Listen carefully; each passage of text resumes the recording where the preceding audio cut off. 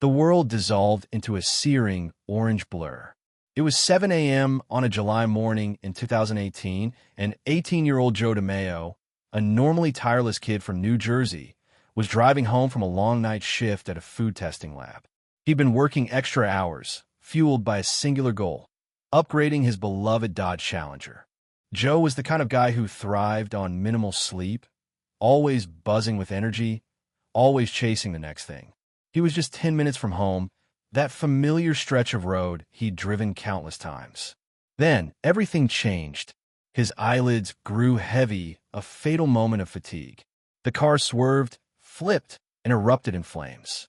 The last thing Joe remembered was the terrifying sound of twisting metal and the smell of burning rubber. He had just graduated high school. His whole life was ahead of him. Now, it hung precariously in the balance. What would you do if everything you took for granted was ripped away in an instant? The beeping of machines was the first sound that pierced the darkness. Joe awoke in NYU Langone Health's burn unit, almost 4 months after the accident. Disorientation warred with excruciating pain. He tried to speak, but only a garbled sound escaped his lips.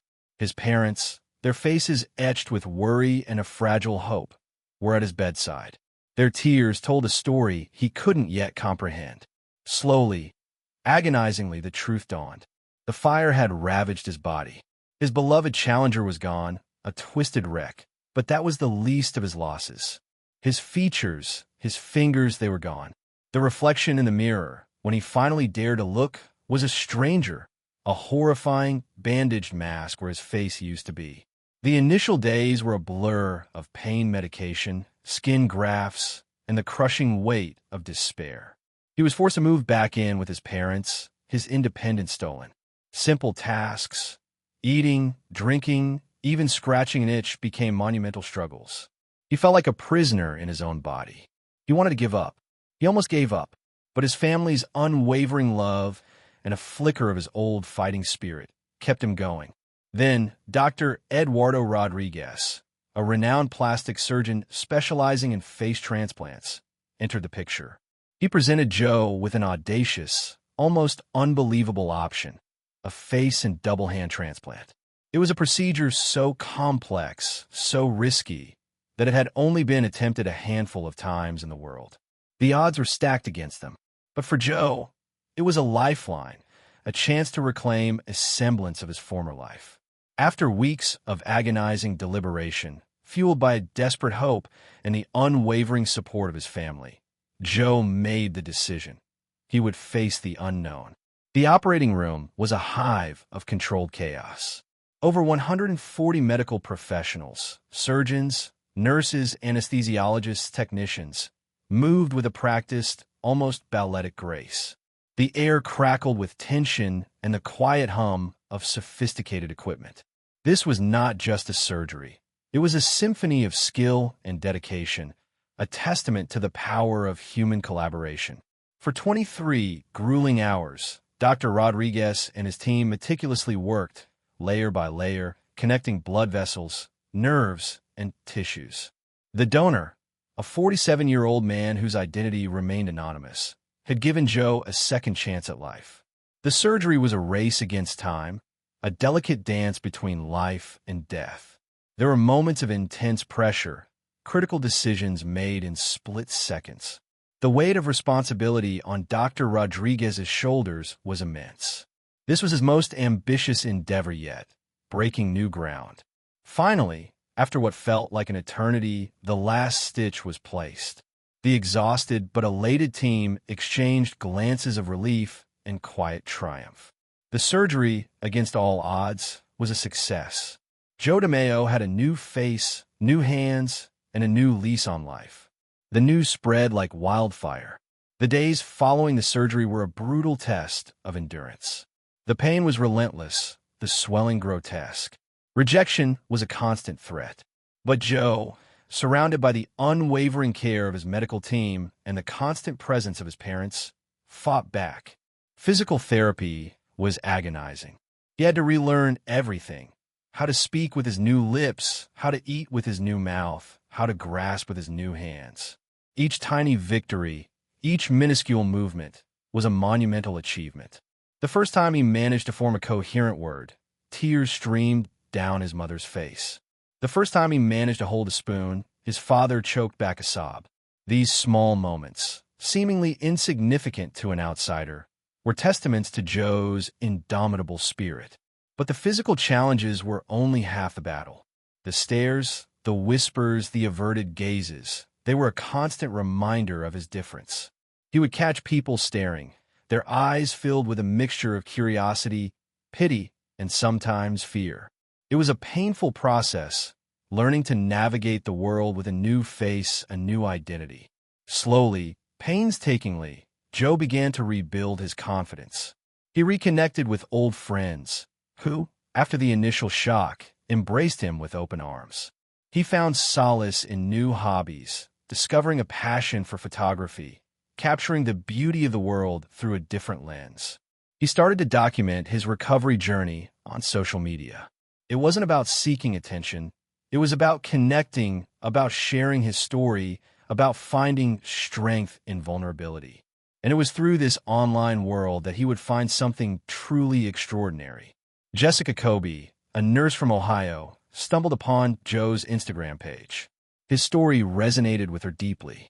She saw beyond the scars, beyond the bandages. She saw a young man of incredible strength and resilience. She was drawn to his honesty, his vulnerability, and his unwavering optimism. She sent him a simple message: "Your story is inspiring." That one message sparked a connection. They started chatting, sharing snippets of their lives, their struggles, their dreams. They discovered a shared love for Boston Terriers. Joe had a playful pup named Buster, and Jessica had a sweet girl named Kira. Their conversations flowed effortlessly, filled with laughter, witty banter, and a growing sense of understanding. Joe, initially hesitant, found himself opening up to Jessica in a way he hadn't with anyone else. He had been so focused on his physical recovery that he hadn't even considered the possibility of romance. He'd told himself that was something that was no longer possible. But Jessica saw something in him that he had forgotten was there. His inherent worth, his unwavering spirit, his infectious personality. The day they finally met in person was filled with a nervous anticipation. Joe worried about how she would react to seeing him face to face, beyond the filtered images on social media. But the moment Jessica walked into the coffee shop, all his fears melted away. She saw not the scars, but the man beneath them. Her smile was radiant, her eyes filled with warmth and genuine affection. She was even more stunning than he could have imagined. "You're even more handsome in person," she said, her voice a gentle melody.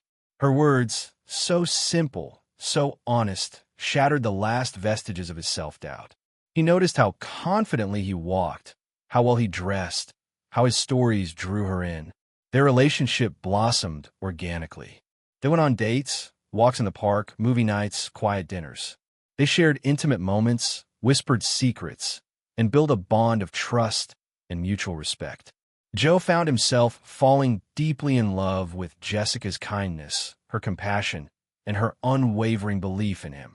She, in turn, was captivated by his strength and humor. For years after their first online exchange, in December 2024, Joe took Jessica to Honolulu. He'd been planning this for months. Under the swaying palm trees, with the warm Hawaiian breeze caressing their skin, he got down on one knee. The ring, a simple but elegant diamond, sparkled in the sunlight. "Jessica," he said, his voice thick with emotion, "you've shown me what it truly means to be loved. You've seen me at my worst, and you've loved me anyway. Will you marry me?" Tears welled up in Jessica's eyes. "Yes," she whispered, her voice choked with happiness. "Yes, 1,000 times yes." Their wedding, a small, intimate ceremony on the beach, was a celebration of their love, their resilience, and their triumph over adversity. They exchanged vows in traditional Hawaiian fashion, leis of fragrant flowers adorning their necks. It was a perfect day, a testament to the power of love to heal and to transform. Joe and Jessica DiMeo are now happily married, living a life filled with love, laughter, and two very spoiled Boston Terriers. Joe continues to inspire others through his social media presence and is actively pursuing his dream of becoming a motivational speaker. He wants to share his story with the world, to show people that even in the face of unimaginable tragedy, hope can prevail. He wants to help others who have experienced similar trauma, to offer them support and encouragement, and to remind them that they are not alone. His message is simple but profound. Life may throw unimaginable challenges your way, but it's your resilience, your spirit, and the love you surround yourself with that truly define you. Scars may fade, but the strength you gain from overcoming adversity will last a lifetime. Click the like button, share Joe's story, and help spread his message of hope.